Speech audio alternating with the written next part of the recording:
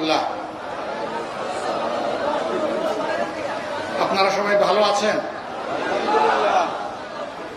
আমাদের সিলেটের সমাজে একটা বিষয় চালু আছে, জামাই যখন শ্বশুরবাড়ি এলাকায় যাবে তখন সবাইকে সালাম দিবে। আমি সেই সালাম দিইনি, আমি মুমিন মুসলমান হিসাবে সালাম দিয়েছি, আসসালামু আলাইকুম রহমতুল্লাহ। প্রথমটা শ্বশুরবাড়ির সালাম, দ্বিতীয়টা আমার নৈতিক দায়িত্বের সালাম। শুকুর আল্লাহ তাআলা, আজকের এই সমাবেশে তিনি আমাকে তৌফিক দিয়েছেন আপনাদের সামনে হাজির হওয়ার জন্য।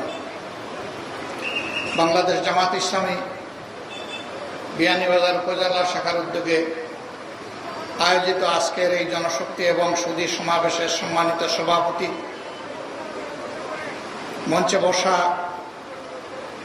বাংলাদেশ জামাত ইসলামের কেন্দ্রীয়, আঞ্চলিক এবং স্থানীয় নেতৃবৃন্দ,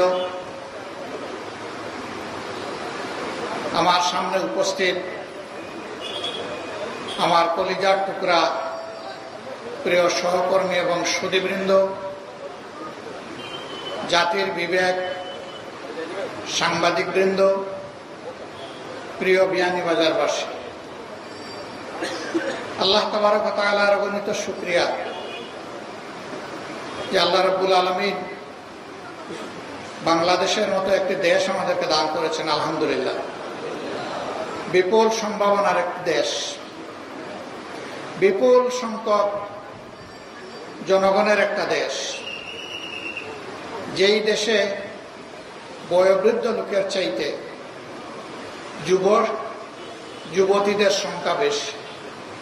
এইরকম ডাইনামিক পটেনশিয়াল ম্যান পাওয়ার বিশ্বের অনেক উন্নত দেশেও নেই।